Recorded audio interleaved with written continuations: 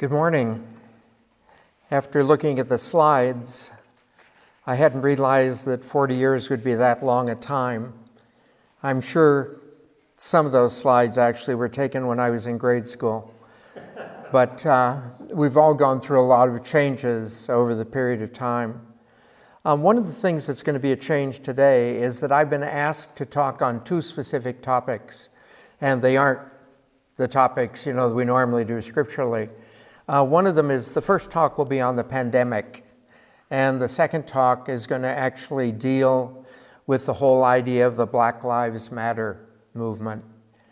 So a little bit about the pandemic. I'd like to begin with a quote from Teilhard de Chardin, where he says, "We are not human beings in search of a spiritual experience." He was talking at a retreat where people had come together, and he said, "We are not human beings seeking a spiritual experience." He said, "We're actually spiritual beings trying to endure a human experience." And I think particularly, I'm thinking about, the environment in which we have the retreats, and most of us live almost a stone's throw from the ocean or the mountains. We live in a very ideal situation. And sometimes I think we forget that this is not what we were made for. I think where we live, it was pretty close, but it is not exactly what we're made for. And one of the things about a pandemic, it really lets you know this is not what we were made to live. This is not the way God intended us to live. We were not created to live through this kind of a virus. I had an interesting experience maybe about a month ago now, where I met a young boy out in front of the mission. He's a boy I had known from our grade school. I think he's about 12. But anyway, he was standing out in front of the mission, and that was the Sunday before we could have the first services inside a church. So he was standing out there, and he was explaining to me how much he hated coming to church, which I don't think anyone who is over the age of 12 doesn't know what that is. We've all been through it. And so he's explaining this to me. He gets all finished, and he said to me, "But I'm really looking forward to next Sunday." And I asked the logical question, why? And he said, "I miss communion." One of the really interesting things about Native American culture is that when we were youngsters, we were required to taste everything. My parents made us taste everything.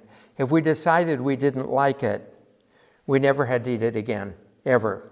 But everyone had to taste everything. In Native American culture, they believe that the body knows what it needs to survive. And as long as you don't mess that up by forcing foods on you, that you through the rest of your life will know when you need it, how you need it, and what you need. And I was thinking, after talking to the little boy, maybe the same thing's true of the soul. Maybe the soul knows exactly what it needs. And when it's out of the situation, it knows what it needs with regards to communion. Again, I'm sure you're familiar with this Teilhard de Chardin quote. It is, in fact, this St. Augustine quote.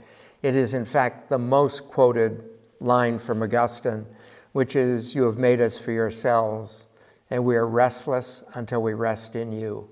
And that's true. We have to kind of accept that this sort of thing is going on. The key is sort of where we place our security or our hope with regards to this sort of stuff. I'm sure many of you remember my first dog, which was Shiloh, a Dalmatian, and he used to come up here on the retreats before he died. And when Shiloh died, I kept him, and he got rather sick, and I decided I was going to take him to the vet. And so I put him in the car, and by the time, in fact, he jumped into the car, and by the time I got to the vet, he was in a coma in the back seat. And so they took him in, and I held him, and the doctor said he was not going to recover. He said he could sit in this coma until he starves or something, but he's going to be in the coma. So the doctor administered the syringe, and I held the dog as he died. And then I went outside and got into my car, and I couldn't drive because I was crying. And I cried for quite a length of time. And then one of the ways I tried to get myself sort of organized to get out of there, I kept telling myself, he's just a dog. He's just a dog. I kept going through that over and over. And I heard the voice of God in my heart, and he said, he's not just a dog, he's your dog. In the same way, you're my man. And I think we need to understand, in all the stuff we go through, we belong to God, and belonging to God is our security. It's very easy, I think, to trust that the resolution of this will come from medicine. And if it does, it's because God gave it to us through medicine. Or if it can come through doctors. And if it does, it's because God gave it to us through doctors. I look at many different events in my life, many different things, from the idea of having polio as a child. In fact, I should tell you some of the things. One occurred in Canada when I was up there. Fortunately, they had a house across the street from a hospital. But as a little boy, I drank lye. And so they took me into the hospital immediately, and they gave me raw eggs, basically. Now you don't do that. You don't bring it up again because you burn twice. And when we get all finished, the doctor said to my mother, he'll probably never speak again. I hope he lost his license. But anyway, you just look back on different things in your life, being thrown out of the seminary and stuff like that. I've had a lot of really terrible things happen to me, but they've all been resolved. And depending on your age, every one of us can say the same thing. We've seen very terrible things that have in fact been resolved. And they've been resolved because you are God's person. They haven't been resolved. When you talk about the ways these things are resolved, you're talking about the things God's used. But resolution in our lives is because we are God's people. And that's what we need to rely on in this. Ultimately, I'm God's person. And that's why I will survive this. I saw a TV show right at the beginning of the pandemic. And it was a number of speakers. But one of them was a doctor from Spain, a medical doctor. And he's on the World Health Organization. But anyway, he got up and he was saying a few words. And he was the last one to speak, and I must say personally the most impressive, probably because I don't know enough about medicine to know what most of them were talking about. But anyway, he got up and he said, you just have to remember 3 things. He says the 3 things to remember, first of all, most of you are going to get it. The second thing to remember is most of you are going to survive. And the third thing to remember is if you don't get it, don't think you've escaped. Everyone dies of something sometime, period. He says as long as you hold that, you go through and move through it with some kind of peace. Now, in this idea of trusting in God, I think one of the most important things that we have to hold in trusting to God is in a situation like this, never demonstrate indifference to the sufferings of others. I think it's important as a believer to be able to witness to indifference to how problems will hurt me, because that shows strength to people. But we never want to exhibit indifference to the same thing going on in someone else's life, because the very way God shows his concern to other people is through us. So if we cannot show this concern for one another, then in fact, they don't sense that God really is interested in them at all. And again, this reminds me that in the scriptures, one of the verses in Paul is that everything works together for the good of those who love God.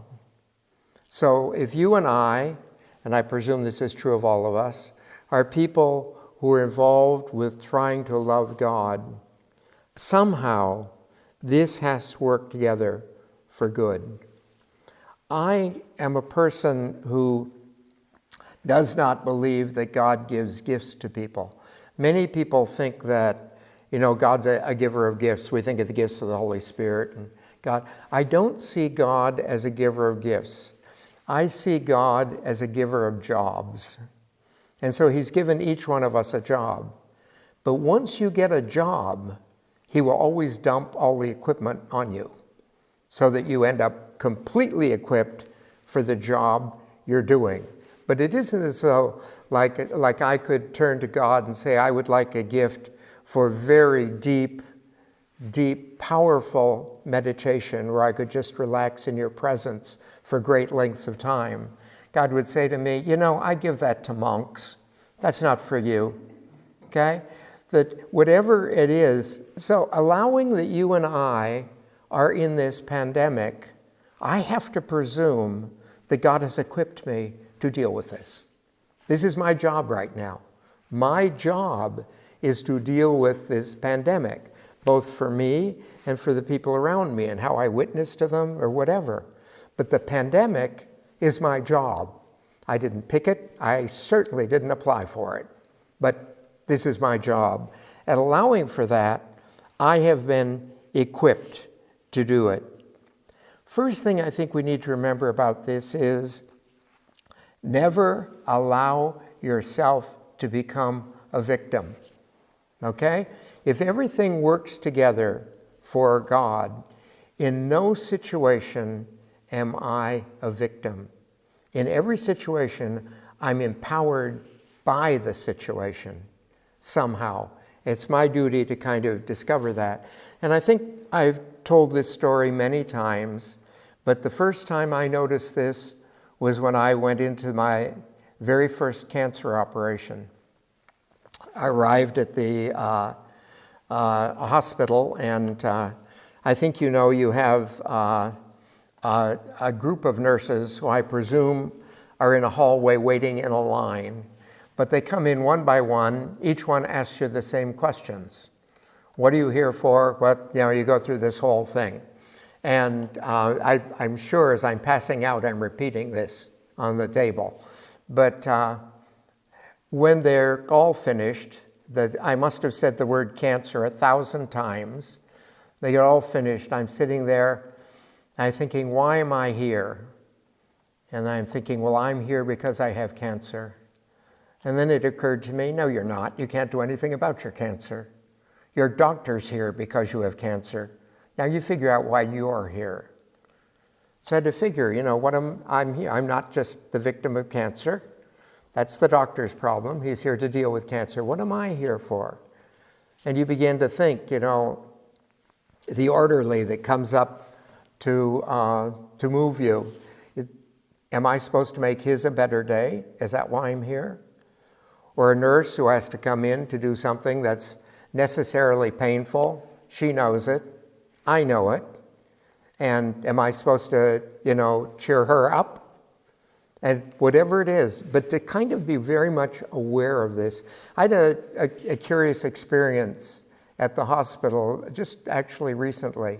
I'm a terrible bleeder. And if I start bleeding, when I was at the mission, I went through 4 years where I was in the emergency room at least once a month. And what my doctor told me is, if you nick yourself shaving and can't stop it in 4 hours, you go to the emergency room. And I have all kinds of creams, powders, everything to stop bleeding. They usually work, sometimes they don't. But as a result of that, my body does not want to give up blood. And so when I go in for them to get blood, I've heard everything. The veins exploded, the vein switched, the vein is scarred. I've heard everything. And when I go in, I've reached a point where I no longer explain it to them because I think they think everyone comes in and says, it's hard on them. So they normally have the nurse try it 3 times, and then another nurse comes in. And usually after 6 times, they bring in an anesthesiologist. I don't know why they can do it like that. So they do it. Anyway, I went to the hospital the other day, and they come in, and they're taking blood for the tests. And the guy explains to me that the young lady with him is in training and has never actually done it before to anyone. And he said, would you mind if she takes the blood? I'm thinking to myself, she doesn't have a ghost of a chance of getting to blood. But I'm thinking to myself, too, the first one usually never does anyway. So what's the difference if she's the first one or nurse is the first one? So I said, can I speak to you alone privately? And the guy said, okay. So she went out, and then he started to say to me, he says, a lot of people don't like someone else. And he says, it's no problem. I'm happy to do. I said, that's not the issue. I said, I want you to understand what a problem it's going to be. But I don't want to say that in front of her because I don't want to make her nervous. But after it's all over, if she hasn't gotten the blood, you need to tell her, I knew about it beforehand, that I just know somebody has to be her first patient. So why not me? But this idea of being able to see when you're in a situation, why are you there? There has to be a reason for you being there. And look around for it. Look around for it and find what it is. I should add to this also, this, why am I here? I have to tell you, it's a question I've never asked in good situations. When I was preparing this talk, I was thinking about it. I often ask myself, why am I here? I've never asked it going into Disneyland. It just never occurred to me. I ask it in a hospital. I ask it in a nurse's office, something like that. But I never ask it with easy things. Maybe I should. We do not know a huge amount about this virus, and we still don't. I'm listening to things with the doctors on TV. There's a couple of stations where they're very objective with the doctors, and I find the best one is the BBC. But the doctors come on, and they told me that probably the last thing I said is they're discovering that while very few kids get it, it can be unbelievably serious in kids, much more serious than it can be in adults. And they're beginning to wonder whether it's a disease that never really leaves you, because they're looking at the people who get it twice, and they aren't sure that they get it twice or just stays in them like malaria and then re-erupts. But there's all these things going on about it, so we don't know much about it at all. But it is interesting. We do know some ways of lessening the spread of it. And I think it's important for us to be aware of it. And the first, obviously, is the idea of wearing masks. And I, of course, had a mask on when I was in. Several people, I think, would love to have seen me keep it on. But anyway, to give this, I took the mask off. And the interesting thing about the mask, I find the mask relatively uncomfortable. I find it make my face rather warm. And so I've tried different masks. The main problem I found with a mask, I finally dealt with, and that's that my glasses would fog. But I found out it depends on how you do the clip. So anyway, the idea of wearing a mask.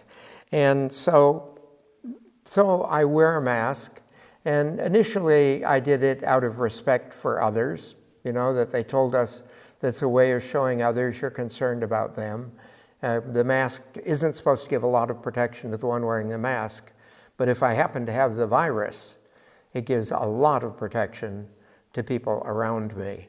And so, I wear the mask, but I had something very curious happen only last week.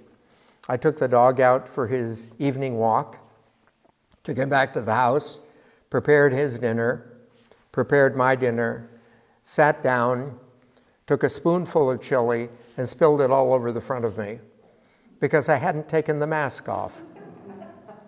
It suddenly occurred to me, miracle of miracles, I was comfortable with the mask now. I didn't even realize I had it on. I think as human beings, we basically can get comfortable with anything. And the other thing is about observing the social distance. One of the things, I think they say 6 feet as social distance here, but one of the things I've noticed in different stores I go in and different places I'm in, they have different distancing. And so what I've done personally, I observe the distancing they want there, whatever it is, okay? And if they have no distancing rules at all, I try and stay away from people. But in the grocery store, for instance, they limit the number of people there specifically so you can distance, So the places that I go in San Luis, particularly, everything is geared on the fact that you are distancing. And so they make it convenient. There's things on the floor if you want to see them. There's all kinds of ways of doing it. But I see, as a person, there's 2 things I can do. Number 1, observe the distance. And number 2, wear the mask. And those we know. We don't know a lot about, but we do know these help. And I think, the business about New York, when you consider how bad it was, and then when they get very pushy about the things, how good it got. And so to understand, they don't seem to be big deals, but you and I should be about it. I also should tell you, they have an interesting custom in San Luis. On the day you turn 21, you can go downtown and you can go down Higuera Street and you'll get a free drink in each of the bars as you go down. And the free drink they give you is not a thing you can ask for, like not a flaming something or other or anything. They have a set drink they give you. I want you to know the bartenders are committed to having you go to as few places as possible. And they do that by the drink they give you. And so the students go down there. I think at the end there's an ambulance. But anyway, there's this process. And I was trying to maintain distance. I was walking with some people. And so I was trying to maintain distance. We were well distancing. But in front of us was a group of about 15 college students, none of which was wearing a mask, all very close together, complaining about the fact that they weren't going to be able to go to the bars this year because one in their group turned 21 in the couple days. And I'm thinking to myself, I'd love to just say, you're the reason the bar is closed. But, I don't like to be leveled right there on the street, so I don't.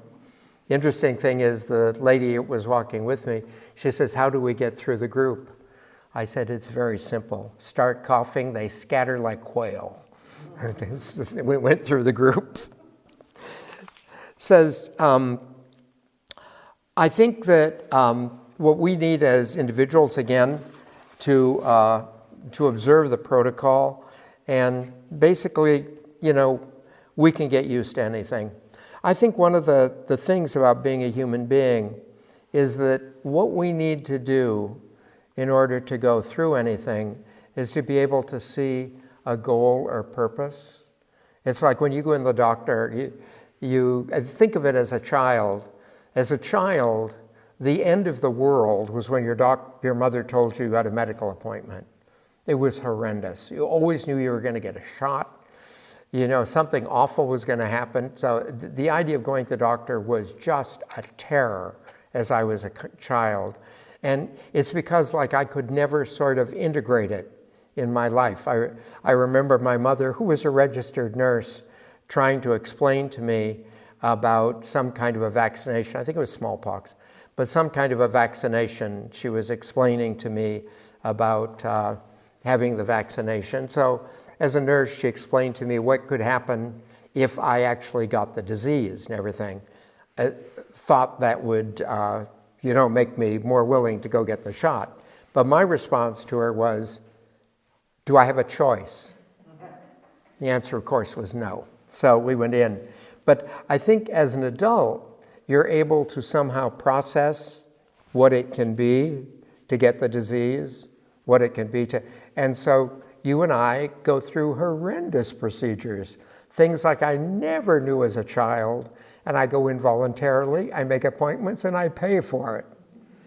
I mean, and it's because we see a purpose. And so another thing in the pandemic, we need to come to see a purpose. I'd like to give you a couple of things that I think are very interesting in this pandemic. One thing is, this pandemic has revealed to us many flaws in the equality in the United States. And we're going to talk about that in the next talk. It is very, very good to go through difficulties that reveal basic problems. I'll give you one. A friend of mine and I went camping in Mariposa. And by camping, I mean we went to a lodge, basically, that this person privately owned lodge. They had a beautiful thing, all log cabin type thing, 6 bedrooms, 7 baths. This is camping. And so, but there's, and we were the only ones there, this friend of mine and I. So what happened? We were cooking dinner and opened the oven and flames poured out. So we slammed the oven door and got things together, but by the time we got together, slamming the door had put out the fire. It was put out. But because that happened, we found where the fire extinguishers were in that place. So if it ever happened again, we could have a fire extinguisher like that. Now, thank God we didn't find the end of the building on fire before we found a fire extinguisher. So while what happened with the oven could be seen as a tragedy, it was not in any sense a tragedy. It was actually a blessing. And you think, with regards to the pandemic, many of you know my background's Native American. By the time the Native Americans figured out what was going on with smallpox, it was too late. By the time Europe figured out what was going on with the Black Death, it was too late. We're lucky to have the type of pandemic most of us are going to survive, so that we will figure out what's wrong before it's too late. But having figured out what's wrong, hopefully we alter our medical system and the way things are done in this country, that we're ready for this to happen again. Because we only have one choice. And the one choice is, if we want to make absolutely sure something like this never happens again, none of us should ever leave the country again. And no visitor should ever come into the country. Safest place in the world today, New Zealand. You can't get in, you can't get out. Period. Safest place. But if we want to travel, we have to figure out medical systems. And the medical systems have to be international. I remember when we were talking about smoking, and they were beginning to deal with smoking. I have a very mild allergy to cigarette smoke. I react to cigarette smoke like a lot of people do to pollen. They just get kind of, stopped up for a while. That's all. So it isn't fatal to me or anything. But in the amount of traveling I was doing, I found some very interesting things. But having a smoking section on a plane didn't work for 2 reasons. The obvious thing, I love the analogy. They say it's allowing everyone to pee in one corner of the pool, okay? That's the way it is. So it didn't work. But the other thing is, and I don't know how many of you know this because I deal with a lot of people who work in the airlines. Do you know that all smokers want to sit in a non-smoking section? Because they don't like that smoke around them. So what they want to do is sit in the non-smoking section, walk into the smoking section, and smoke. But they don't realize what they smell like when they come back from the smoking section, It's a strange thing. But that's what's going on today. It isn't going to do any good for us to get our system perfected and the system not to be perfected, let's say, in Canada or in Mexico or in some other country. Because right now, this is one world.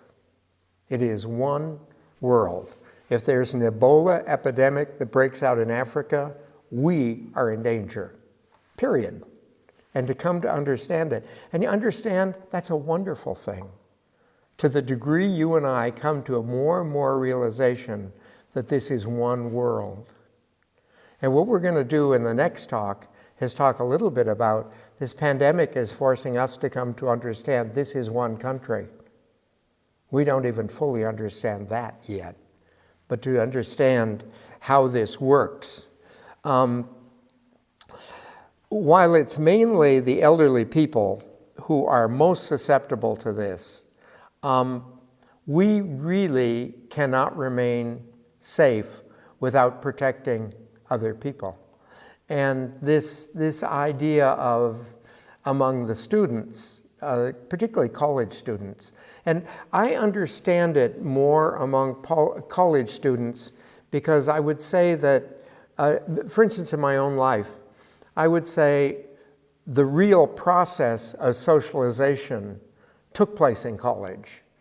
It's where you're away from your parents and you're interacting with other people and all kinds. And so I think the introduction to socialization is college. And college students not being allowed to gather, not being allowed to party and this sort of thing, it is more of a burden to them, I think, than it is to the rest of us. Although I think a lot of us have found out things about ourselves. I don't know if I've ever told you this, but when I first wanted to enter the seminary, the first place I wanted to enter was Camaldoli. And the reason I wanted to enter Camaldoli, I wanted to be a monk at Camaldoli, was first of all, the land there was donated by an actor named John Nisbet. He used to do the telephone hour. And I don't know whether he donated it or they bought it, but I know the intermediary to get it was Fulton Sheen. But anyway, the land ended up in the Camaldolis, and they had have the monastery and everything there. So kind of romantically connected to the name. But other than that, I was very introverted and liked a lot of time alone and had difficulty in school and stuff. So this seemed like the ideal life. I have determined, thanks to this pandemic, I am not and never will be a monk. That is not an option on the table. God knew it was never there, but now I know it's not there, you know. And the pandemic has really revealed this to us. We have got to be aware, first of all, of the needs of people around us with regards to this. And by needs, I mean, when you're dealing with small children, the social distancing is not possible.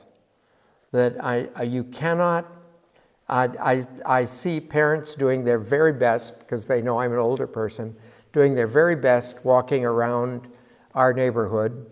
And since I've always been kidding them and talking to their kids, as soon as they see me on the street, they break away from their parents and run over to me. And we all know that children are two-legged petri dishes. So as this child comes over to me, I have two options. Climbing a tree is difficult, but in this situation I could do it, you know. But the fact of the matter is, I am not allowed to do that. For the sake of the child, I have to deal with the child this way, and I haven't caught anything yet that I know of.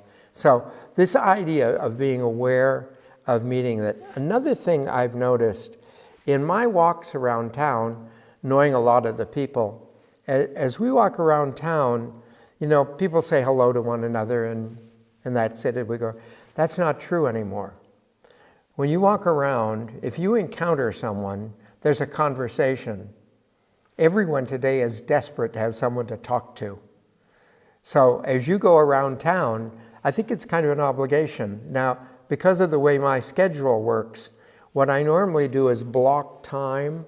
When I'm preparing talks or things, what I like to do is work on it for maybe 15 minutes and go out and walk for 2 hours. At the end of 2 hours, go back, because I work it out in my mind walking, and then go back and prepare. So that's the procedure.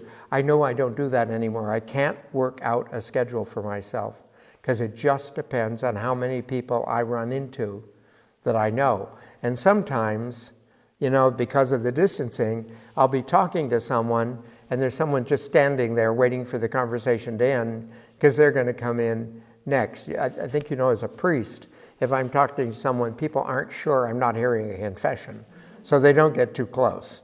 So sometimes I leave the house for the walk, and I probably get halfway down the block. My 2 hours are up with different people, and then have to go back. But I think that's an obligation today. We have an obligation to do that. We have an obligation to speak positively to people. We hear so many things about so much negativity that we can learn from this. It's an opportunity for us to respect one another, opportunity for us to help one another. Again, finding yourself in a situation is find out why you're there. And never under any condition allow yourself to become a victim. That to me is one of the great powers of the saints, that they never allowed themselves to be victims. I'm thinking of, I don't know if you know the last words of Thomas Becket. When Thomas Becket was in conflict with one of the Henrys in England, and while he was in conflict with the king in a drunken state at a banquet said, "Who will rid me of that meddlesome priest?" Well, 3 knights heard that, and they went over, and while Vespers was going on, they killed him in Canterbury Cathedral. So they went over, and the first man who pulled out his sword, the last words of Thomas Becket were, "Be very careful of that. You could impale your soul." Because Becket wasn't thinking he would be killed. He was thinking of the man's salvation. Okay? And Thomas More, when Thomas More was finally condemned by the judge over false evidence, the whole thing, Thomas More's last words to the judge was, "You and I will one day stand before a higher judge where the truth will be absolutely known. I'm very comfortable with your judgment here. Will you be comfortable with his?" The whole idea of never, under any condition, be a victim. And if we aren't victims, I think we can try with this and deal with it. And I'd like to close with something that has been a mantra in my life. And it's from Julian of Norwich, who's one of the great mystics of around the time of Teresa of Avila, John of the Cross, those people. But one of the things she used to say, she said, "All will be well. In very many ways, all will be well." And the thing I like about that is the way I've seen it in my life. She says, all will be well. That's great. That's what we want. It's what we hope for. Everything will be well. All will be well. And then she says, in very many ways, all will be well. And the reason why that's significant to me, like if we have the pandemic, when we think of all will be well, what we think in our minds is the pandemic will be over. But she says, in very many ways, all will be well. So it could be when the pandemic's over, we are more aware of the weakness of our medical system. Then it's better in many ways than we even saw. Or we're more aware of how minorities are suffering in this country. Or we're more aware of how we can help other people. But trust me, her words are absolutely true. All will be well, and in very many ways, all will be well. Thank you very much.